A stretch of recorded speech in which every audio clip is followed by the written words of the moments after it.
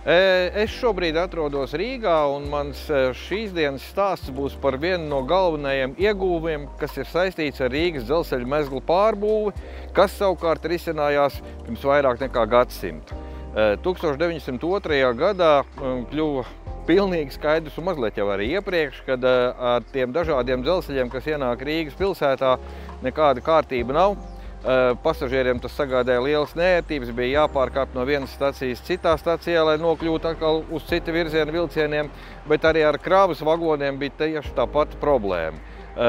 Ja mums atnāca vilciens no Daugavpils puses un tam tālāk bija jādodās Kurzemes virzienā, tad vajadzēja aizvest gandrīz līdz Rīgas centram, tur tad pa mazu savienojošo dzelzceļa sliežu ceļu uz 13. janvāra ielā novietoto Rīgas otro dzelzceļa staciju. Vienādi sakot, tas prasīja milzīgi daudz pūles un bija ļoti neefektīvi. Tieši tāpēc viens no galvenajiem uzdevumiem šīs Rīgas dzelzceļa mezglu pārbūves ietvaros bija uzbūvēt vienu kārtīgu staciju, kur arī nodrošināt vagonu sašķirošanu pēc nākamā galamērķa un tālāk jau ar veselu sastāvu to vest varbūt pat caur Rīgas centram, bet arī ar citas iespējas bija, lai nokļūtu Kurzemes virzienā. Šeit faktiski bija divi sliežu ceļi, tāpat kā aiz manis ir redzams, un diezgan neapgūtas zemes platības. Un tika izvērtētas visas šīs iespējas un tika pieņemts lēmums toreiz to sauc par drēliņu mežu, jeb vienkārši drēliņiem, izbūvēt atsevišķu vagonu šķirošanas staciju.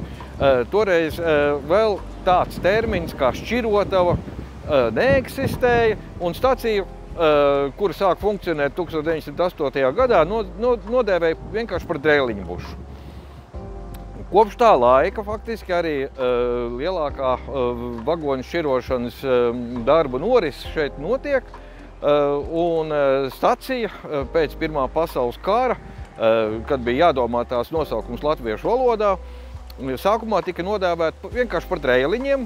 Tas laikam pārāk maz kaut ko izteica, un tad nākamais priekšlikums, 1920. gadā akceptētais, bija šķirošana.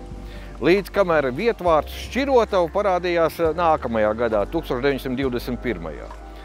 Mūsdienās šķirotava ir viena no Rīgas apkaimēm, un tas jau stabili kā vietvārds ir iegājies mūsu leksikā, un bez tā mēs laikam iztikt nevaram, tāpat kā mēs nevaram iztikt bez šīs vagonu šķirošanas stacijas, jo ar zināmu regularitāti vilcieni šeit iebrauc, un ir nepieciešams gan sašķirot tos vagonus, kas paliks tepat Rīgā, tiks sūtīti visdrīzākais uz dažādiem ostu termināliem, gan arī tos vagonus, kas pēc tam tiks salikt vienā sastāvā un tālāk tiks sūtīti uz Jelgavu, Ventspili, Liepāju vai Lietuvu, Igauniju. Tas viss arī šeit tiek nodrošināts. Bet šķirošanas stacijas vēsture nemaz nav tik vienkārši. Aiz manis redzamā ēka bija pirmā ēka, kā administratīvā ēka un kā vilcienu kustības vadības ēka, kas jau tika uzbūvēta pirms Pirmā pasaules kara. Šobrīd šķirošanas stacijā ir vairākas ēkas, un šeit šobrīd ir 5 dažādi sliežu ceļu parki, un faktiski katru vilcienu kustību katrā no tiem uzraug no cita posteņa. Šķirošanas stacijas vēsturē ir arī tāds mirklis, kad šeit pieslēdzās šaursliežu dzelzceļš. Mūsdienās tas ir diezgan grūti izprotams varbūt, jo Rīgā neviena šaursliežu dzelzceļa pēdējais bija bērnu dzelzceļš nav, bet Pirmā pasaules kara gados, kad bija nepieciešams nodrošināt Rīgas placdarma aizstāvību, cīņā, kurā Krievijas armija, tostarp arī latviešu strēlnieki cīnījās pret Vācijas armiju, tad tieši šķirošanas stacija bija viena no tām stacijām, kur pienāca dažāda veida rakstura militārās kravas, un tālāk jau pa šaursliežu dzelzceļu pāri pagaidu tiltam, kas tika uzbūvēts pāri Daugavai, nonāca Ķekavas šaursliežu dzelzceļa sistēmā. Un tādējādi armija tika apgādāta gan ar munīciju, gan ar dažādām intendanta rakstura kravām. Šķirošanas dzelzceļa stacijas viens no tādiem galvenajiem pīlāriem ir šķirošanas uzkalns. Tā ir vieta, no kurienes vagoni tiek nolaisti veseliem vilcienu sastāviem vai vagonu grupām, lai pēc iespējas efektīvāk varētu tālāk formēt jau nākamos vilcienu sastāvus no šiem te vagoniem, kas ir ienākuši stacijā. Un to var, protams, darīt ar manevru lokomotīvas palīdzību, bet racionālāk ir pieņemts šos te vagonus jau nostumt un tādējādi ekonomēt gan laiku, gan arī dažādi cita veida resursus. Pirmie šķirošanas uzkalni, veseli 2, tika uzbūvēti vēl pirms Pirmā pasaules kara. Pēc tam gan tie, acīm redzot, kara laikā vai nu tika nopostīti, vai nu vienkārši pēc tam netika izmantoti starpkara periodā. Varbūt tik intensīva vagonu kustība nebija, un vajadzība pēc šiem te uzkalniem nebija, bet jau Otrā pasaules kara laikā atkal tie parādījās. Vismaz viens tika atjaunots un arī izmantots pēc Otrā pasaules kara. Līdz pagājušajā gadsimta 50. gados tika uzsākta jau moderna, nosacīta priekš tiem laikiem ļoti moderna šķirošanas uzkalna projektēšana un arī būvniecība.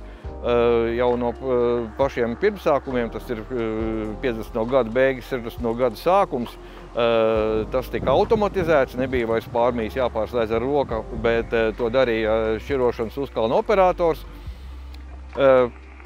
Talkā pat nāca jau pirmās skaitļošanas mašīnas pagājušā gadsimta 80. gados, bet mūsdienās tas ir absolūti automatizēts uzkalns, kurā jau procesors, dators izrēķina dažādus parametrus, to skaitā vēju ātrumu un citus, lai vagonis precīzi noripotu tajā ātrumā, kādā tas ir vajadzīgs, lai sakabinātos ar iepriekšējo vagonu, kas konkrētajā sliežu ceļā jau ir iebraucis. Vai arī, ja tas ir pirmais vagons, tad arī, lai aizbrauktu līdz pašam sliežu ceļa galam. Tā kā stacija ir modernizēta, moderna, vienīgais, kas no stacijas ir pazudis, šī te lokomotīvu depo funkcija, kaut gan joprojām lokomotīvas uzpildās, tiek uzpildītas un apkalpotas šķirotavas stacijā. Kādreiz šeit bija izvietots tāds pamatīgs lokomotīvu depo ar 30 lokomotīvu vietām, vēdekļa veida tipa, projektēta pat sākumā tika veseli 2. Kādreiz, protams, ar lokomotīvēm tas darbs bija vairāk, jo tvaika lokomotīvas tās bija pastāvīgi jāapkalpo, jāremontē, jāuzpilda. Bet, principā, šķirotavas stacija arī šobrīd pilda tās funkcijas, kas tai jāpilda. To skaitā apkalpo arī pasažierus, kas izkāp šeit. Šobrīd vēl ne no jaunā vilciena, kas aiz manis aizbrauc, bet tad, kad pienāk pasažieru vilciens, protams, arī tiek izmantot šķirotavas stacijas pieturas punkta infrastruktūra.